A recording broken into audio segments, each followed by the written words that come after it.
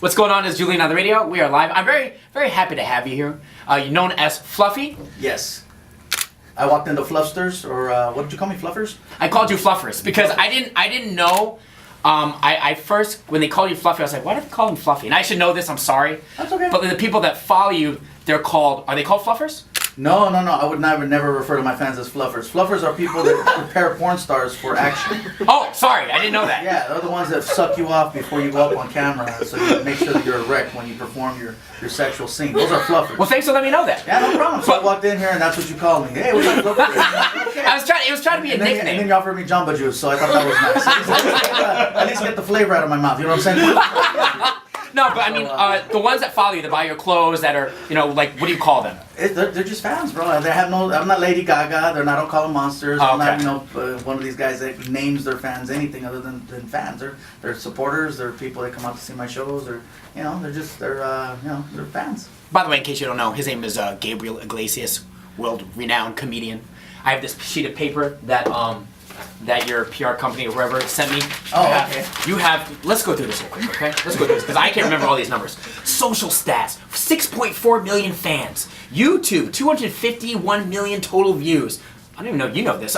Twitter, 601,000 followers. Basically, you're a big deal. Kinda.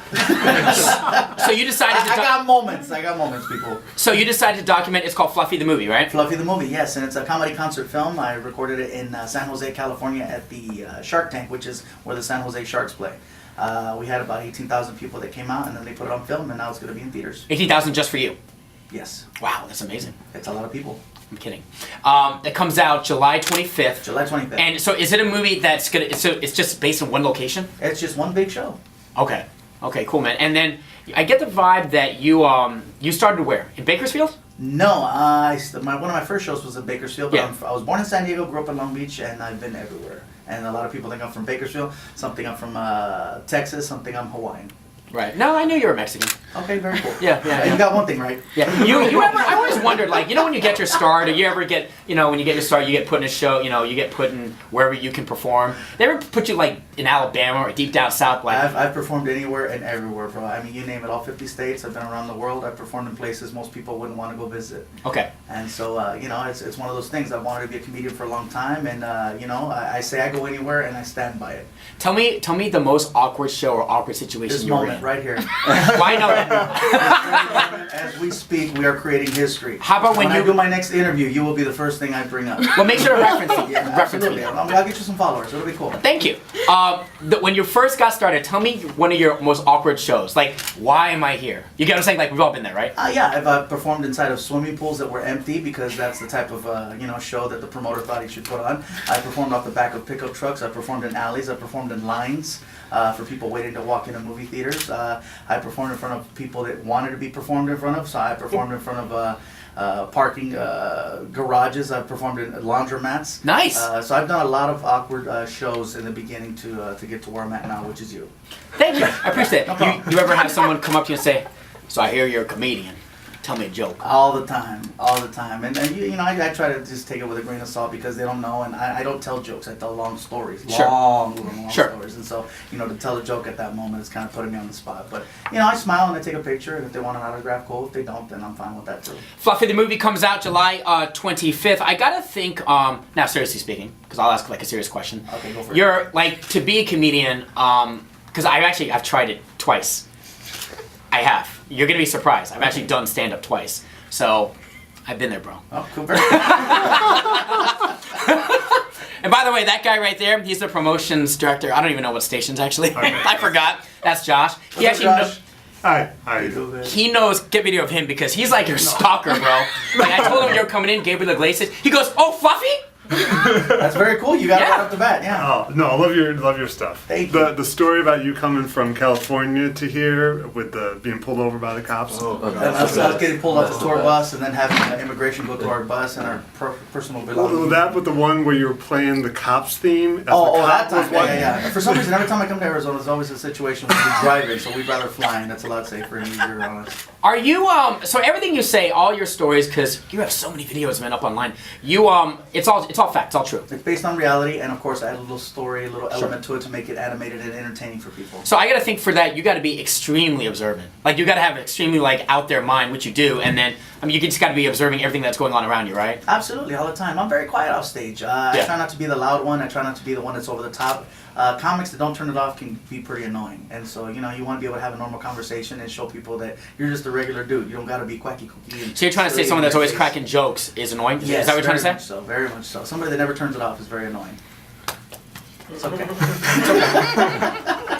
Radio question for you.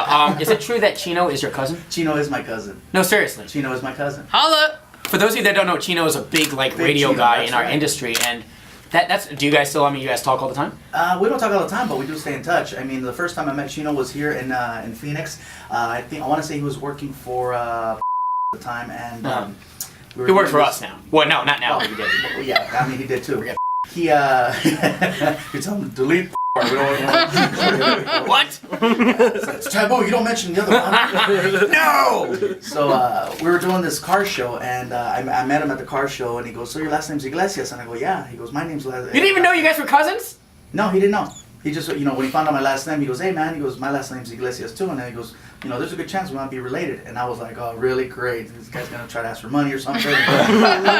Later on, he hits me up and he says, "Look, man, as it turns out, we are related." And I'm like, "Really? Why?" And he goes, "Well, I have a photo of your mom pregnant with you sitting next to your dad." Wow. Because my dad took the picture. And sure enough, we were doing a show over at the Crown Plaza for the club called Rascals at the time. This was years ago.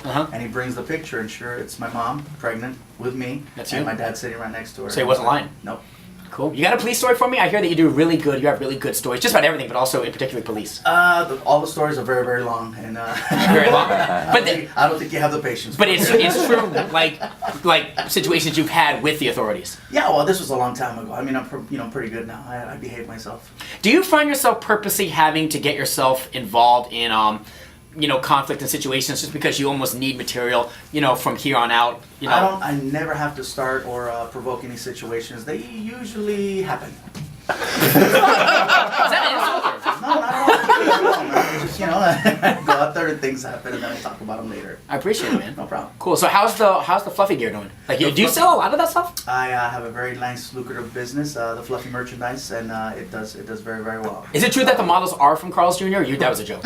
No. I used to have models for it. Now we just put the T-shirts online by themselves. I used to have fluffy models, and then I had regular size models, and not just the shirts by themselves. Okay, but I'm saying the models, are they from Carl's Jr.? No, they're not Carl's Jr. models. Well, I've had some pretty hot ones though.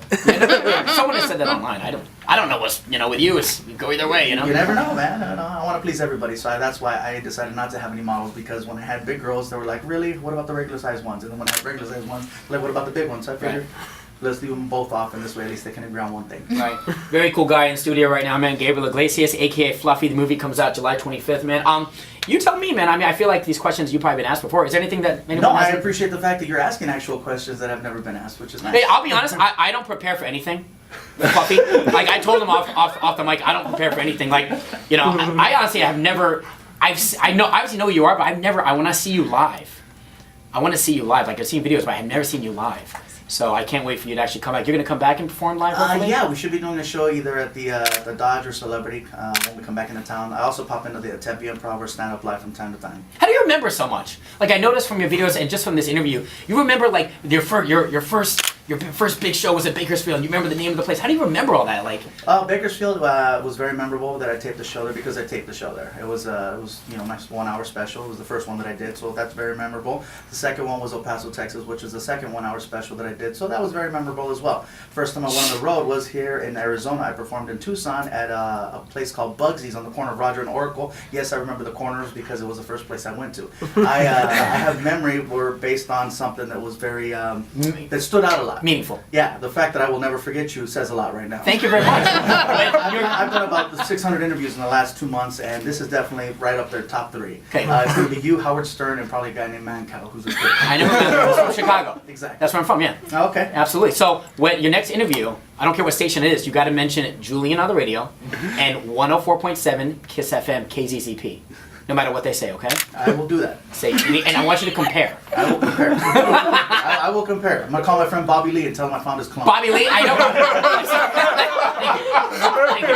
I've seen Bobby Lee a couple times. All he does is take off his clothes. You know, I mean, well, you know, it's a shock value type thing. whatever works, right? I mean, let's be honest, everyone has a shtick, right? Everybody's But you're very diverse. I get it. Like, I kind of analyze all you guys, and you're like, some people are like one-dimensional, some are not. You know, everyone has some people pick on the crowd. You're kind of like all over the place. I noticed one thing, you're like still really positive. So does anything, because everything pisses me off. You know what I mean? I'm just like a dark guy. But you seem like the exact opposite, which is why we would get along great. What now, does anything piss you off at all, like away from the mic in real life? No, in real life, there's certain situations that upset me. I mean, you know, being stuck in an airport or having a situation where you planned for it and it didn't turn out the way you wanted to, or you're being stuck somewhere you don't want to be stuck in. Such as this situation? Actually, this is not that bad. This is very entertaining. Yeah? I appreciate this. Do people, are you trying to get away from the whole, like, you know, I mean, actually, to be honest with you, you don't really look that big.